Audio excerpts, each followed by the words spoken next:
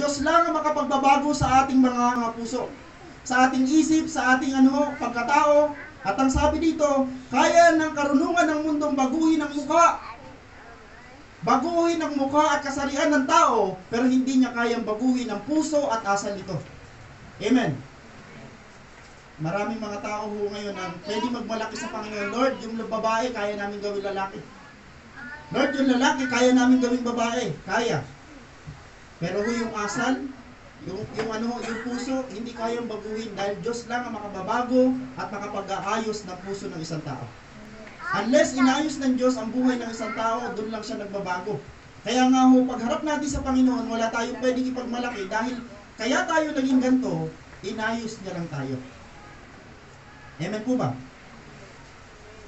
Kaya ng karunungan ng mundo, baguhin ang mukha. Sa totoo lang natawa ako dito habang pinapanood ko. Talagang kaya talaga. Kasarian ta, pero yung ugali, gumanda nga. May itsura hindi maganda, napaganda. Ng mga way ng mundo, napaganda. Pero hindi na bago yung asal. Hindi rin maganda. Sabi dito, Diyos lang ang makapagbibigay sa atin ng mga tunay na bagay. Okay, tunay na kalayaan, tunay na katagumpayan, tunay na kapayapaan, tunay na kagalakan, at tunay na kaligtasan, at buhay na walang hanggan. Sa Diyos mo lang matatagpuan ang mga tunay na bagay. Amen. Pag ginanap mo lahat ito sa sanlibutan, ang iaalok sa iyo ng mundo, pareho nito, pero wala hong eternal. Kaya din naman ng sanlibutan bigyan ka ng kalayaan, katagumpayan. Ang totoo na, nakalimutan ko yung word na kayamanan, kasi kaya din bibigay ng sanlibutan. Pero ang maibibigay sa atin ng Diyos, yung tunay. It means hindi corrupted. Yun ang asamin natin lahat. Kaya maraming mga tao yung nabibigatan at hindi nasusolusyonan ng kanilang kabigatan dahil hindi sila marunong lumapit sa Diyos. The moment na umamit tayo sa Diyos, Lord, mabigat talaga ito, talagang hindi ko kaya. The moment na sinabi mo yun sa Panginoon, si Lord ang magre-rescue sa iyo. Bakit po? Sabi ng Biblia, because He cares for you. Ganun yung magmahal ang Diyos sa atin. Worry is a form of pride. Huwag niyong kakalimutan po yan. The moment na mayroon kang kabalisaan, mayroon kang problema, at hindi ka lumalapit sa Diyos, kapatid, kayabangan daw yun. Kaya kung mayroon ka ngayong problema, at may mga suliranin kang kinakaharap, kapatid, pinaka-the best mo magagawa, be humble. Lapit ka agad sa Panginoon at sabihin mo, Lord, tulungan niyo po ako. Alam niyo? Okay, sino dito may mga suliranin? Sino dito yung may mga talagang ang problema ay parang salasalabat na, parang wala ka ng solusyon? Kapatid, ang mensahe ng Diyos, the moment na magkaroon ka ng mga bagay na ganyan, lapit ka sa Diyos. Dahil sa Diyos, may solusyon ang lahat ng bagay. Hindi ang Diyos kumikilos ng pabarabara. Amen? Amen. Huwag niyo mong persahin ng Diyos dahil ang Diyos ayaw kumilos ng pabarabara. Ang Diyos pag kumilos, napaka-smooth. Pag ang Diyos kumilos, yan ang tawag dyan, right time. At ito ang terminology na ginamit, good timing. Sa lahat ng bagay, Diyos ang magaling. Ang problema mo sa atin, dahil minsan may mga part sa buhay natin, sabi ko sa inyo, ang tao mayroong limitasyon, may hangganan. Yes, nakakapagpasensya tayo. Yes, nakakapagtiis tayo, pero konti lang. Ang problema sa atin, kapag nagtiis tayo ng konti, ayaw natin yung extend. Dahil pag natapos yung pagtitiis, gusto mo nang kumilos at ikaw na ang gagawa. Lord, ang tagal mo. Ako na. Ikaw na. Alam niyo bang pwede mong gawin ang mga bagay na to? Pwede ikaw din ang kumilos, kaya lang ang problema, the moment na ikaw ang kumilos, hindi mo mararanasan, hindi mo makikita ang pagkilos ng Diyos sa iyong buhay. Alin ba ang gusto mo? Makita mo ang pagkilos ng Diyos o yung sarili mong pagkilos? Mas maganda pa rin ang kilos ng Diyos. Ma-amaze ka sa gagawin ng Diyos. Sa buhay mo, baka hindi mo pakilala ang Diyos. Kaya magpapadala ang Diyos sa iyo ng mga challenges, mga struggle para magpakilala ang Diyos sa iyo. Na ang Diyos nagpapagaling. Ang Diyos nagpo-provide. Ang Diyos nagpapayaman. Ang Diyos ay nagliligtas. Ang Diyos ay nagpapalaya. Ang Diyos ay nagtatanyag. Amen o? Kung gusto mo maranasan ang pagsama, pagkilos ng Diyos sa buhay mo, kapatid, number 1, pumanatag ka. Kapag balisang-balisa ka, hindi makapenetrate yung mensahe ng Diyos sa iyo. Kaya nga kanina habang tayo magsisimula pa lamang, nag-pray tayo, naikondisyon ang puso natin dahil hindi nakakapasok ang mensahe ng Diyos sa puso ng isang tao pag siya ho ay balisa. Pag siya ho ay tuliro, pag wala ho siya sa focus. Pero pag the moment nandun na siya sa focus, meron na siyang kapanatagan, marirealize niya, Lord, naririnig ko po ang tinig mo. Maraming mga tao hindi nakakarinig ng tinig ng Diyos dahil abala. Maraming mga tao hindi nakakaparinig ng tinig ng Diyos dahil out of focus. Alam niyo, sa totoo lang, kung gusto mo talaga marinig ang tinig ng Diyos, kailangan mo magpreno. Subukan niyo magkaroon lagi ng quiet time. Ang iba ho nagsasabi, Pastor, nagsasalita pa ba ang Diyos? Nagsasalita ang Diyos kung hindi ka maingay. Paano magsasalita ang Diyos kung salita ka rin ng salita? Kaya nga, sa isang Kristiyano, dapat meron ka laging quiet time.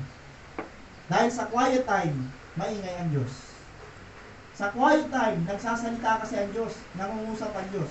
Kaya ho, mayroon kang karga, kaya mayroon kang sandata, dahil mayroong sinasabi ang Diyos sa'yo, ito yung gamitin mo. Amen. Sabi ng Biblia, sa harapan ni Yahweh ay pumanatag ka, maging matyagang maghintay.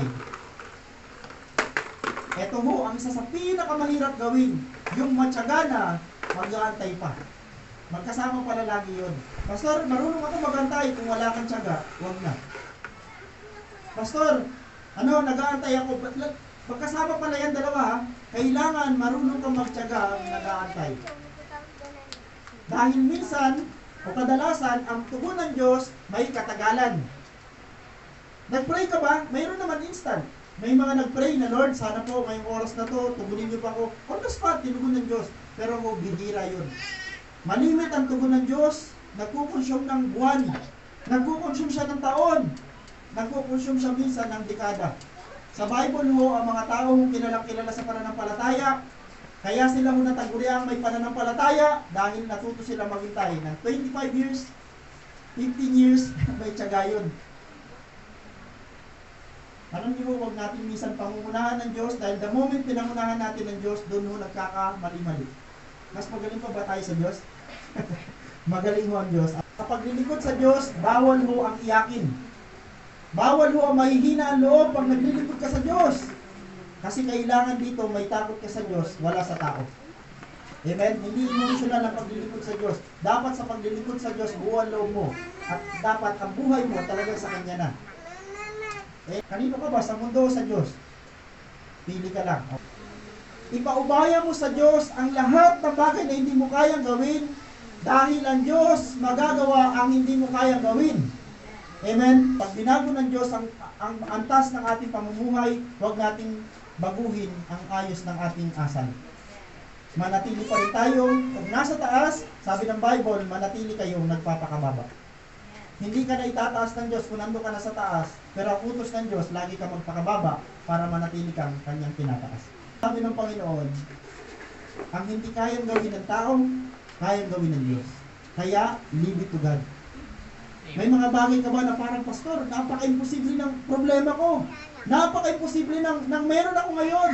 Na parang wala na itong lulusutan. Kapatid, kung napaka-imposible na, talagang kailangan mo na ang pagkilos ng Diyos. Dahil sa Diyos, with God, all things are possible. Tandaan, sabi dito, God cares for you. Bago ka mamaya umalis, ramdamin mo sa sarili mo, Lord, parang walang nagmamahal sa akin. Lord, parang walang pumapansin sa akin. God cares for you. Kahit yung mga tao parang walang pakialam sa'yo, God cares for you. Sino po ba ang mas mahalaga? Yung sa Diyos o yung sa tao?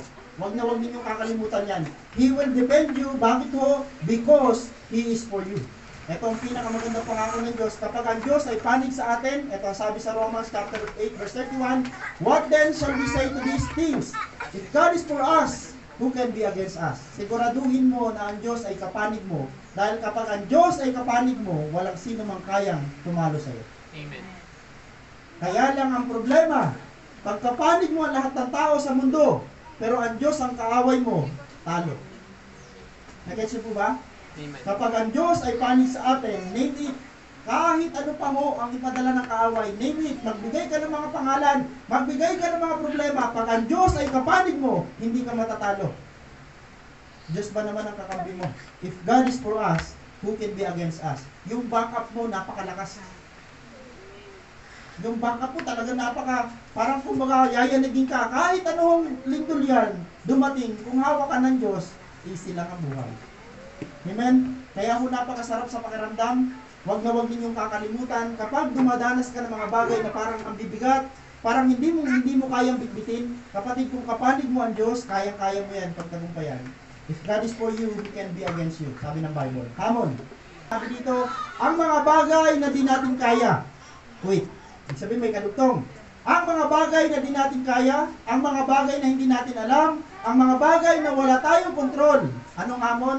Leave it all to God. Huwag mong bitbitin. Hindi mo pala alam, hindi mo pala kaya, hindi mo kontrolado. Kapatid, ipaubaya mo sa Diyos dahil kaya yan lahat ng Diyos. Leave it all to God. Sabi dito, sa Kanya dapat natin iasa, sa Kanya natin dapat ipaubaya ang lahat sapagkat alam niya ang lahat at kontrolado niya ang lahat sapagkat, sabi dito, because He can do what we can. Kaya ng Diyos gawin ang mga bagay na hindi mo kaya. Kung meron ka ngayon, ano ang kalalagayan mo ngayon, hindi ko alam ang kakalagayan ng bawat isa sa atin, ganun din sa akin. Kapatid, hindi alam natin ang isa't isa, pero alam ng Diyos na meron ka ngayong daladalang kabigatan. Pastor, ang problema ko sa oras na ito, material, financial, physical, emotional, spiritual. Kapatid, kung lahat ng bagay na yan, ilalapit mo sa Diyos, nangako ang Diyos, He can. May magagawa ang Diyos sa kalalagayan mo ngayon. Kaya ho, hindi ko natatagalan, yan ang sinabi ng Panginoon, leave it to God. Sa Diyos po, ang pinakamataas na papuri. Palapakan natin ng Panginoon.